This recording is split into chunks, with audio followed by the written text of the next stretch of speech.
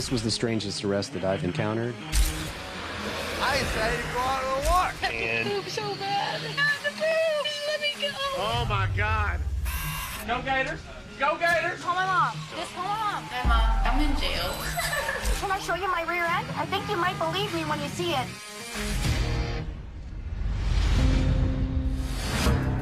Crimes can sometimes take months or years to solve. And then there are the ones in which the evidence is irrefutable. Someone spray painted the neighbor's property. I did it. Investigate. I did. Okay, well, I did.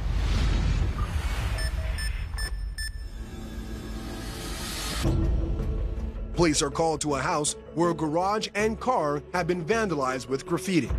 I think it's supposed to say white trash. And the victims have ideas about who may have caused the damage. She comes walking by and, what happened? I was out walking my dog. Where does she live, right here? No, but she ran in into there. that house. Neighbors tell police 56-year-old Alicia Tierney may have been upset while trying to collect dues for the Homeowners Association. They also tell police there is no Homeowners Association. Hello, police department. Police department. Hi, ma'am. How are you? Good. How are you? This is Alicia. Okay, Alicia, can you go ahead and stand up and come outside with us for a second, please? Yeah, we got something to talk to you about. Where do I need to check that?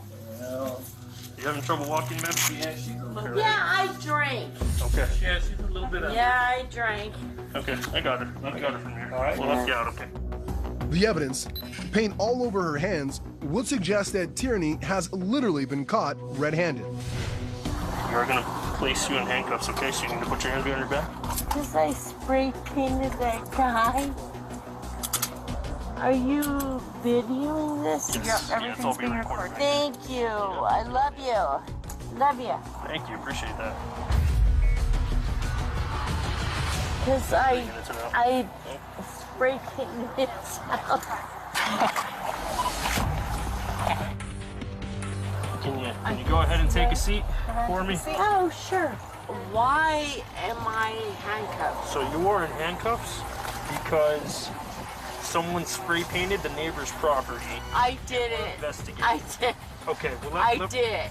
Okay, well let me. Okay, let me know. Hold on. No, No. he is the most worst person. So just sit tight for just a second, No, okay? no problem. All right, thank you. Ooh. I've never had so much evidence in a case ever. So right now, with all the statements that, you've made, and everything going on, you are under arrest right now for felony level criminal damage to property. I love it. So I damaged his property. How do you know I damaged his property? You just told us. Multiple things. First of all, you just told us that you made a spray paint can in the house that we found you in, and third of all, you also have paint all over your hands. So that's what we have. And I love it. I love it. All right, so we'll talk to you again here in just a moment. Just sit down, okay? No. Watch your head, okay? No. Yep. Tierney is charged with 2 counts of criminal property damage over $1,000. She's ordered to pay $4,000 for damages, attend regular meetings with a case officer, and submit to drug testing. The Albuquerque District Attorney's Office decides Tierney is well suited for a pre-prosecution diversion program, and once completed, drops the charges from her record. In Volusia County, Florida, fierce winds and high tides can sometimes shut down local beaches. But one February morning, a New York transplant decides to break all the rules.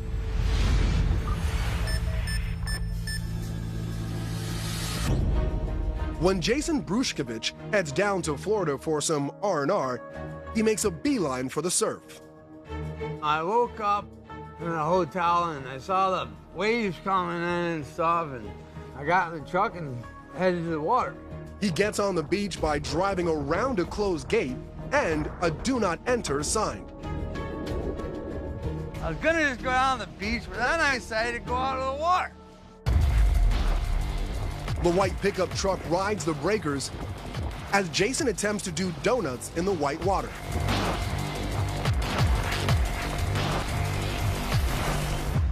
didn't plan it. I don't know, the waves are so high, it just seemed like the thing to do at the time. I hit the water, I was doing fine, until I took a loss. Then I put her in four-wheel, and then I just put the hammer down. I was spinning all over the place, and oh, here I go doing donuts. That was when I put it in four-wheel drive.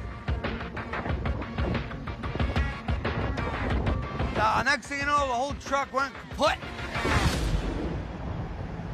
Party was over. I couldn't even move anymore, and by that time the law was here and all that stuff, and they weren't very proud of me. After lifeguards clear him of any medical emergency, Deputy Aaron Jenkins detains the pickup truck pirate. What's up, man? Wow, right. Yeah, what are you doing? I my truck down the beach. It's not my fault. The truck don't circle. You sure?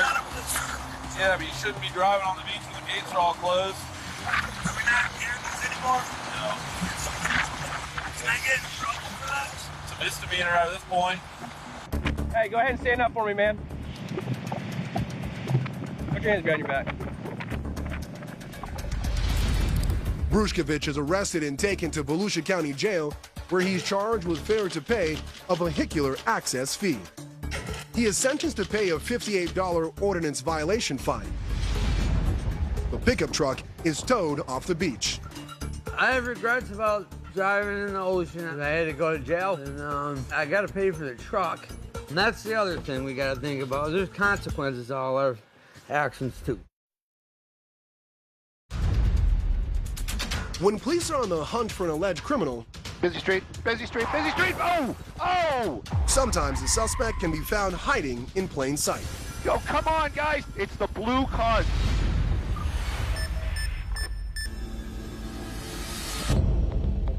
Stu Mundell is in the Skyfox helicopter hovering above Friday morning traffic on the 110 freeway when he spots LAPD chasing a man suspected of driving a stolen SUV. We're up in the mornings, we're doing traffic, and we are listening to scanners, and we hear the call, and then we made our way to that pursuit. As soon as we acquired it, we had it on the camera. He's in the emergency lane, high speeds, northbound. The driver speeds recklessly across lanes of the freeway and surface roads, Whoa! colliding with other vehicles. That's what we always worry about when we see these chases out here. It was a pretty strong hit, so I thought, okay, it's gonna be over, but the car kept going, go through another street. Busy street, busy street, busy street, busy street. Oh! Oh! Another accident right there. Very, very dangerous. Moments later, when the suspect exits the SUV and makes a run for it, police are just seconds behind. Trying to keep an eye on where that suspect is, running through an alleyway, still trying to avoid law enforcement. The suspect finds cover behind a blue car, and that's when things get strange. The suspect's still trying to hide, but doing a very, very poor job of it. Yo, come on, guys, he's right there. The officer's running right by him. They're going right by him. Oh my goodness, Angie, our pilot today, talking on O2, trying to tell the officers that this suspect is right there. Those officers making their way back now. It's the blue car. There we go. Somebody's getting the information. Somebody's got to be getting the information. Keep coming around, Ange. Keep coming around. Keep coming around. That suspect, unbelievable. We're watching this live, and you have to understand that these officers, they don't know what the information that we know. Wow. Wow. They haven't seen him yet. This is unbelievable. There we go. Oh my gosh. Sorry about that. They got a little tense there at the end. The driver, whom police do not identify, is arrested at the scene and taken into custody. Wow, that was crazy. One afternoon in June, Cudahy police discover a very peculiar hiding place for a dangerous suspect at large. So we're thinking it's an animal, and he said, no, my name's Robert. Oh, there's a dude in my room.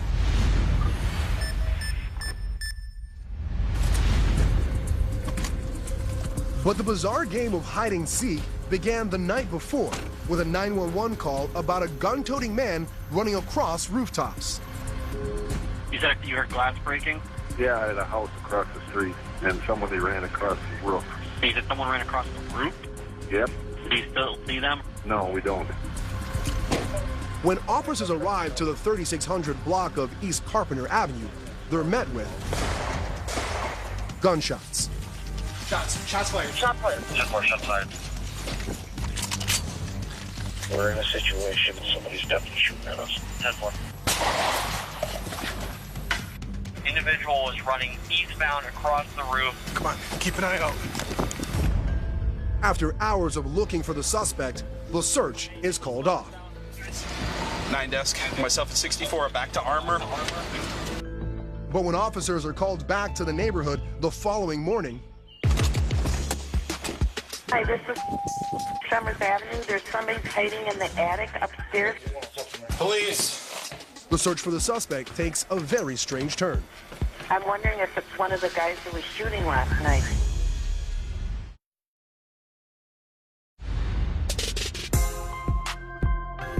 Hi, this is Summers Avenue. There's somebody hiding in the attic upstairs. A 911 call leads Cudahy police back to the same neighborhood where they were faced with a shootout the night before. I'm wondering if it's one of the guys who was shooting last night. Okay, do we know what he looks like? No, he's upstairs in their attic. Okay, all right, they're on their way. Are you heading up there? Officers arrive at the home of John Jankowski, who just found an uninvited guest hiding in his attic. Hey, I'll put my firearm. Put your way. I just told him, come in here. Turn around. I'm trying to come in. Turn around. Put your hands behind your back. As the suspect, Robert Turner, is cuffed, Jankowski recounts what he and his girlfriend found when they got home from an overnight shift. Came home and all was from the attic was on the floor. So we're thinking it's an animal, and he said, "No, my name's Robert." Oh, there's a dude in my room. Okay, what happened after that then? I drug him out the attic. He showed me his leg. He's like, "My leg's broken. I'll pay you $300." I'm like, "I don't give a about $300." Officers think they found their suspect from the previous night. Did you hurt your leg jumping out a window? You're jumping out of a window or jumping across the roof? You okay? Best to be honest with us. What's your first name, Robert? Yeah. And your last name is Turner? Yes, sir. Just hold still. You got anything on you we need to know about? No, sir. Look at my leg. You got any weapons or anything? No, sir. You got any weapons up in that attic? No, sir. Huh? No, sir. You have to get up in that attic and check for a weapon. The search for Turner's alleged weapon begins. This is where it was dug out pretty good. Where'd you hide it? There's a sock. We found a sock. Finding a weapon could potentially help officers tie Turner to the previous night's shooting. We have no luck in the attic, but... Oh, in the grill? Get the out of here. 106. 106, go ahead. Yeah, we located the firearm. Police say Turner hid the gun just as they arrived to arrest him, right under their noses. Hey, I'll put my firearm. Put your way. I just told him, come in here. Turn around. Robert Turner is charged with use of a dangerous weapon, possession of a firearm convicted of a felony, and burglary armed with a dangerous weapon. Bail is set at $30,000. Turner pleads not guilty, and his case is pending. Hi. Do you have a driver's license on you? Or insurance? I want to call my dad first.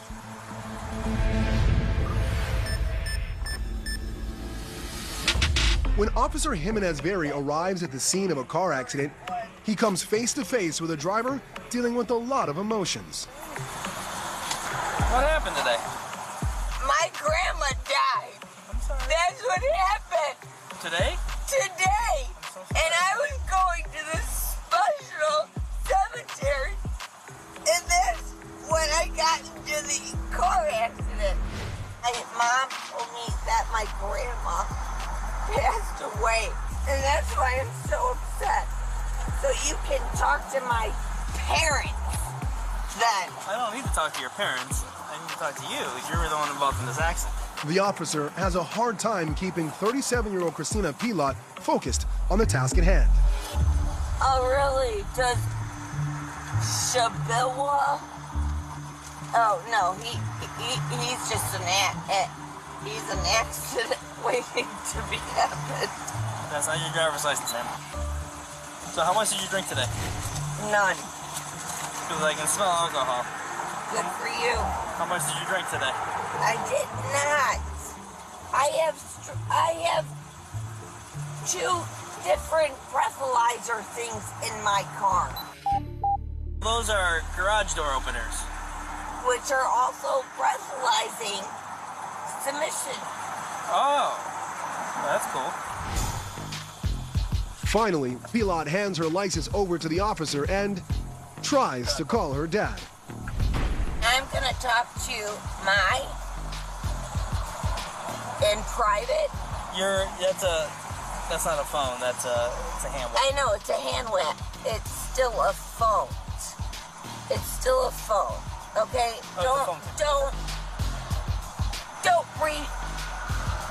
You know what? Don't ever remain me as a dumb. I'm not. Yeah, you did. You said, Christina, I'm trying to. Okay, so let me. No, you're not closing the door. Pilot's questionable behavior leads to a DUI test, Don't move your head, only your eyes. which she fails. You're under arrest for DUI. No, I'm not. You're seriously gonna make me miss my grandma's funeral?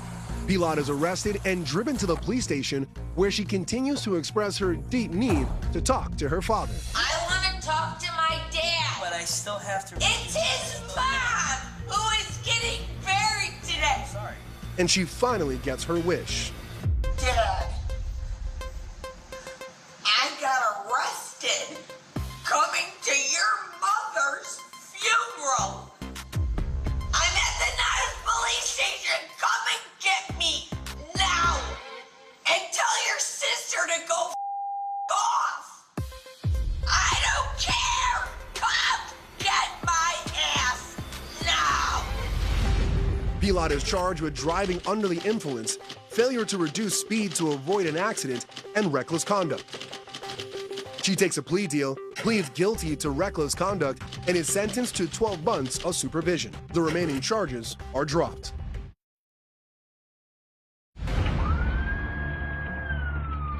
When a homeowner spots 2 people breaking into his residence on his surveillance camera, he immediately calls 911.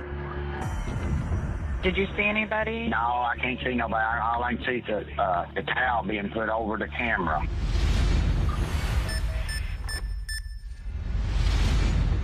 Police arrive just as the suspects are about to drive away. Hello? Y'all live here? What are we doing at the address? I was coming by here to get my car. Okay. Did you get permission from the homeowner? Yes, ma'am, I know. You know him? Okay. When police call the homeowner from inside the squad car, they learn the truth. So no one's supposed to be in your house? Nobody's supposed to be in my house. So, 36-year-old Derek Irving, the homeowner's reported ex-lover, and 28-year-old John Sylvia, Irving's friend, have a lot of explaining to do. Not only because they're being accused of trespassing, but also because of what they're wearing. What are we wearing? They had one on, which is the second time I've seen one of these. Yeah, kind of cool. It's supposed to be a bear. But things get even more strange as officers enter the victim's residence and find a suspicious situation on the stove. What's weird about this is he put spaghetti sauce in a pot, and it was burnt to a crisp, and there was a rag that was on fire in the kitchen. If we didn't show up here, this place would have been gone, dude. Did we turn the stove on purpose? Did we turn the stove on? No. But officers are not convinced and think the spaghetti sauce was part of an arson plan. I think they were trying to set the place on fire, man. That's what sounds like. That rag was just starting to catch on fire, and that spaghetti sauce was in full boil. There was no way you were in that house and could smell it. And there's spaghetti on the front seat of this car. Right. That when they used to try to set the house on fire. Oh, yeah. Which is insane. I didn't put the spaghetti sauce on the stove or in the truck. So you didn't carry that jar and put it in your seat because it was in your seat when I pulled you out of the car. Where the jar of spaghetti came from, I honestly don't know. Irving and Sylvia are arrested for arson of a structure, burglary of an unoccupied dwelling, and grand theft between $300 and $5,000. The homeowner chooses not to press charges.